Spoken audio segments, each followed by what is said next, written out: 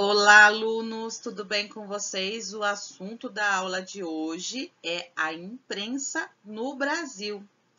Vamos lá? Nós vamos falar sobre o assunto de comunicação que a gente falou na aula passada.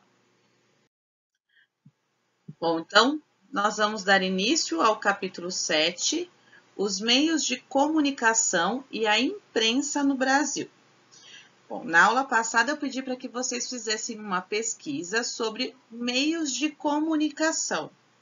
Alguns me entregaram os vídeos, enviaram os vídeos e fizeram pesquisas bem diversas. Eu achei bem interessante. Bom, então, quais são os meios de comunicação? No Brasil existem diversos meios de comunicação, como rádios, revistas e jornais. Muitos deles transmitem notícias e são importantes para informar a população sobre os acontecimentos do nosso país e do mundo. Então, observem essa imagem aí, gente. Eu estaria aí, eu me sentiria no paraíso. Eu amo leitura, livros, revistas, banca de jornal. Se eu tivesse, eu iria à falência. Sempre disse isso, eu não poderia ter duas coisas. Banca de jornal e uma livraria. Eu amo de paixão. Olha só, as pessoas estão aí olhando as revistas, as manchetes. Você costuma ler notícias? Vocês leem revistas? Escutam rádio? Na televisão também é um meio de comunicação e a gente recebe também pelos telejornais. Vocês acompanham os telejornais, pelo menos? Não? Bom, você acha que é importante as pessoas se informarem? Por quê? Você costuma fazer isso? Em caso afirmativo, que tipo de meio de comunicação vocês utilizam? Bom, eu muitas vezes utilizo o celular. O celular está sempre na mão, né? Então a gente acorda, a primeira coisa que eu vejo são as notícias que aparecem ali para mim.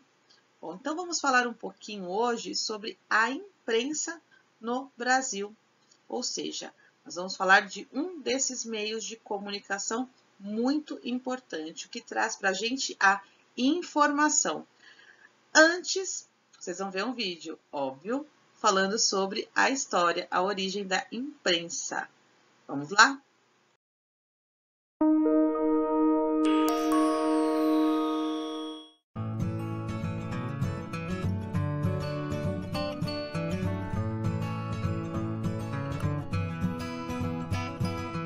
O homem começou a se comunicar por meio de gestos, sons e desenhos, lá na pré-história, no tempo das cavernas. Nessa época, para alguém ficar sabendo o que o outro tinha contado, era preciso que a história fosse levada de boca em boca, ou que as pessoas passassem por onde havia desenhos pintados, em cavernas e montanhas. Eram os chamados desenhos rupestres. Aí, por volta de 4000 a.C., um povo chamado Sumério, que vivia na região onde hoje é o Irã e o Iraque, começou a registrar dados em placas de argila. Essa escrita se chamava cuneiforme. E nessa mesma época, o povo do Egito desenvolveu também algumas técnicas de comunicação, como os conhecidos hieróglifos, pintados nas paredes das pirâmides, que narram os feitos dos faraós. Os romanos contribuíram escrevendo em papiros com penas de pato ou hastes de bambu, só com letras maiúsculas. Eles escreveram bíblias inteiras assim. Mas se alguém quisesse um exemplar, tinha que copiá-lo. Havia até a profissão de copista, que era a pessoa especializada em copiar. Aí, no século VII, os chineses, os japoneses e os coreanos começaram a praticar a xilografia, um método de impressão que usa uma espécie de carimbo talhado na madeira. O problema é que as placas de madeira, chamadas de tipos, não podiam ser reaproveitadas e a impressão acabava ficando muito cara. Mas lá mesmo, nos países asiáticos, no século XIII, um chinês chamado Bi Shen apresentou um novo invento. Ele trocou as placas de madeira por placas de argila e fez uma placa diferente para cada letra. Aí, para formar as palavras, era só organizar as letras. Por isso é que dizemos que se fazia impressão com tipos móveis. Só que a técnica do Bi Shen ainda dava muito trabalho. Era difícil fazer um livro inteiro assim. Quem mudou isso foi um ourives alemão chamado Johannes Gutenberg. Lá no século XV, ele inventou uma máquina que usava carimbos feitos de chumbo. Páginas inteiras eram feitas com essas pecinhas e depois prensadas em um papel.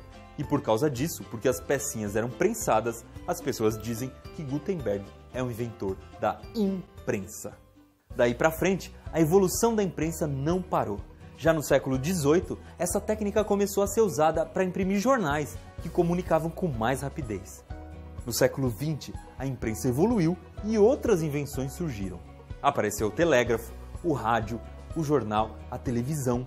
Com essas invenções, levar notícias e informações ficou mais fácil e rápido. Com o telégrafo, por exemplo, as pessoas conseguiam passar frases inteiras para pessoas que estavam em outros continentes. Com o jornal, e mais tarde com o rádio e a televisão, a comunicação passou a acontecer em grande escala. A notícia chegava a milhares de pessoas ao mesmo tempo e o avanço da tecnologia não parou mais. Até que a internet apareceu e passou a interligar bilhões de computadores no mundo todo. Esse sistema transmite todo tipo de informação em tempo real, abrangendo todos os outros meios de comunicação. Mas o grande diferencial é que a internet mudou a maneira de as pessoas interagirem com a notícia. Na internet, uma notícia se espalha quase instantaneamente, assim como a opinião das pessoas sobre ela. E não existe nenhum tipo de filtro que mostre se o que está sendo compartilhado é verdade ou não. Muitas vezes, as pessoas leem as notícias nas redes sociais e compartilham tudo, sem pensar na qualidade da informação que estão passando adiante. Por um lado, isso é bom, pois as notícias chegam a milhares de pessoas em poucos segundos. Mas por outro, aumenta as chances de divulgação de uma notícia falsa. Para escrever uma notícia, é preciso consultar as informações em fontes seguras, como sites oficiais de órgãos públicos, pesquisas de organizações sérias e de universidades, ou seja, pessoas e instituições confiáveis. Por isso, quando você for ler uma notícia, procure nela as fontes que o autor usou. Quem ele entrevistou? De onde tirou os números que estão ali? Se você não encontrar nenhuma fonte, desconfie. Isso pode significar que o autor inventou os dados. Outro ponto importante é perceber a linguagem que o autor usou, para verificar se ele não está sendo parcial e induzindo você a interpretar a notícia de acordo com o que ele deseja. Portanto, não saia por aí compartilhando tudo que você vê. Quando lê uma notícia, procure verificar de onde ela veio e quem a está divulgando. Agora, que tal você fazer um exercício? Faça uma busca de notícias em diversos sites da internet e reflita se o que você leu é confiável. Analise quem divulgou a notícia e tente encontrar no texto as fontes de pesquisa. Agora você já sabe. Pense bem se vai acreditar no que está lendo e só compartilhe a informação se tiver certeza de que ela comunica algo importante e com base em dados confiáveis.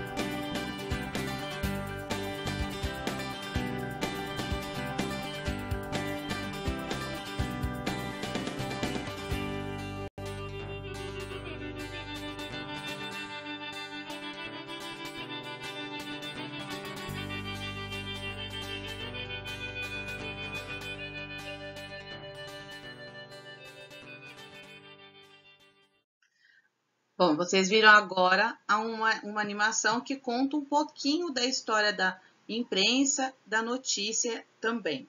Desde os primórdios, é bem interessante essa animação que vocês assistiram agora. Nestas páginas, vocês podem notar que tem alguns meios de comunicação. O jornal, a revista, o rádio e a televisão. E o que é a imprensa? A imprensa nada mais é que o conjunto desses meios de comunicação. Então, na imprensa brasileira, o primeiro jornal foi lançado, né, foi publicado no ano de 1932, na cidade de São Paulo. Foi o Clarim da Alvorada. A primeira revista, em 1926, publicada, era uma revista chamada Revista da Semana, e ela foi publicada na cidade do Rio de Janeiro, e era voltado principalmente para o público feminino. A gente vai falar um pouco dessa relação da mulher com a imprensa, com os meios de comunicação, que não foi tão simples como vocês imaginam, como é hoje, não. Tá? A imprensa era muito elitizada para o masculino, para o homem em si. Bom, o rádio, né? Esse aqui é um rádio de 1930 e ele foi responsável por grande popularização da imprensa no Brasil, nos meados do século XX. Então, o rádio é o meio de comunicação aí que foi o que trouxe a imprensa mesmo, ou seja, trouxe a informação. Então, muitas pessoas sabiam das coisas para ver, escutando no rádio, um rádiozinho bem antigo, assim, mais ou menos como esses que a gente está vendo aqui nas imagens. Este é o aparelho de televisão, também é da segunda metade do século XX, e a televisão chegou ao Brasil na década de 50. Vou marcar aqui para vocês também. E ela passou, acho que de todos esses meios de comunicação passaram por transformações, né? Tanto o rádio, a TV, o jornal e a revista. Mas a TV, olha só quanta diferença, né? Hoje em dia, telinha fininha, né? Não tem esses botões na frente. Muitas mudanças aconteceram com esses meios de comunicação.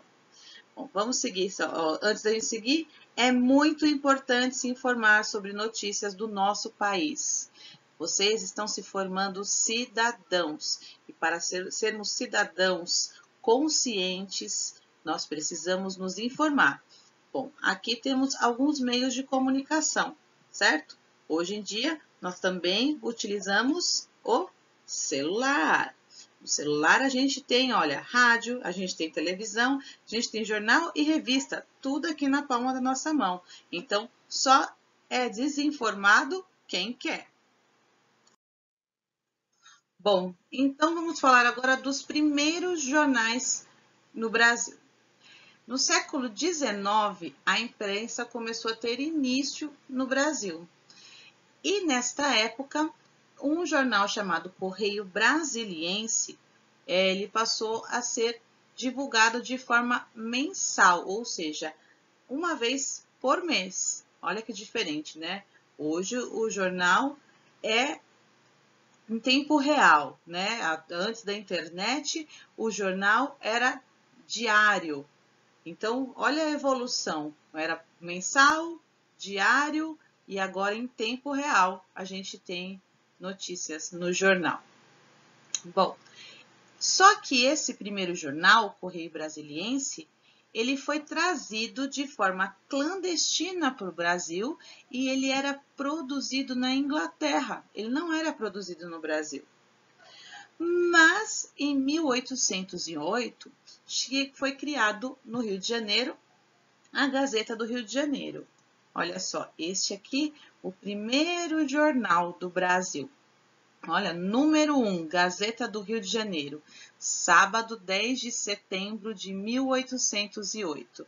Muito diferente dos jornais como a gente está habituado a ver, né? Muito interessante. Eu achei legal trazer aqui para vocês poderem ver. Bom, na imagem ao lado, aqui no livro, nós temos o equipamento de impressão, cerca de 1800. Nessa época, a impressão dos jornais era bem diferente da atualidade. Vocês viram um pouquinho a respeito sobre a impressão no vídeo que antecedeu esta aula. Bom, o Brasil nos tempos do Império.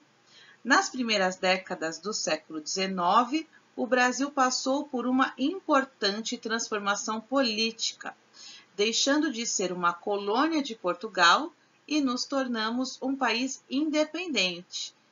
Passamos aí, né, alguns dias, já quase um mês, já nós estamos em outubro, Ontem fez um mês que nós comemoramos a independência do Brasil, dia 7 de setembro. Então, hoje é dia 8 de outubro, ou seja, um mês e um dia após.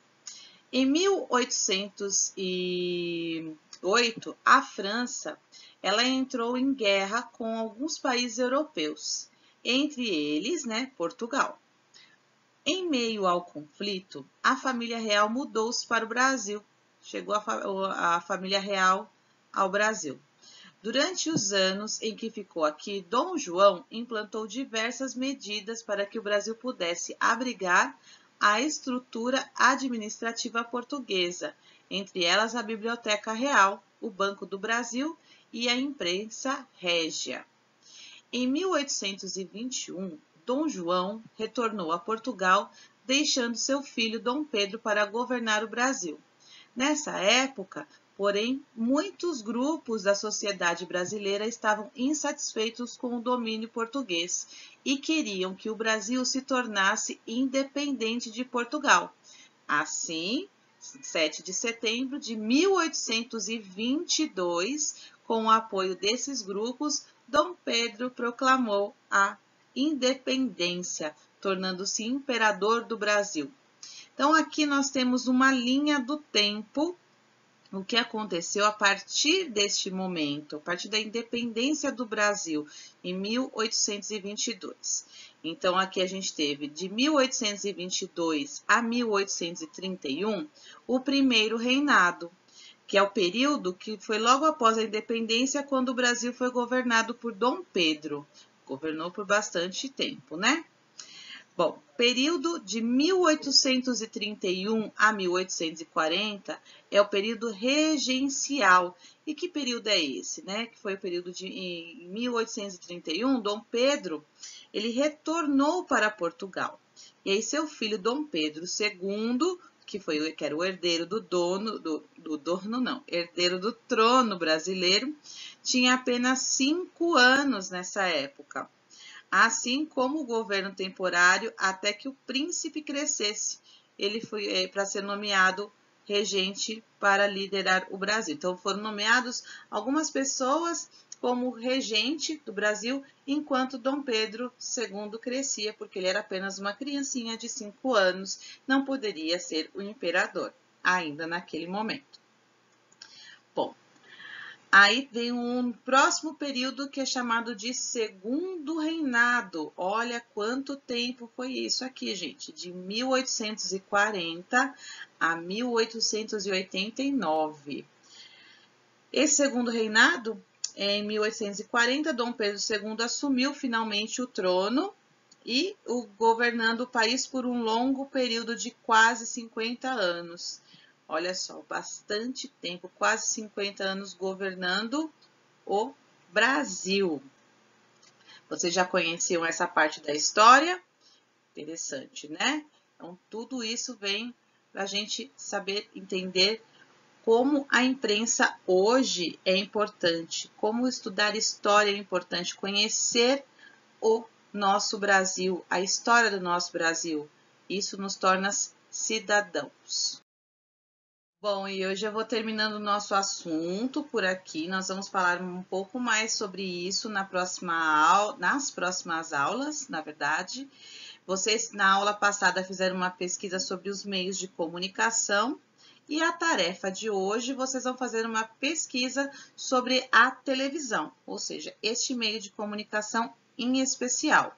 Então, vocês podem, da mesma forma, a gente lembra a pesquisa, entenda, leia, ouça, pode pesquisar também vídeos, não precisa ser na enciclopédia que eu indiquei para vocês. Da forma que vocês pesquisarem aí, entendam, olha, eu quero saber quando a televisão chegou no Brasil, quem foi que trouxe.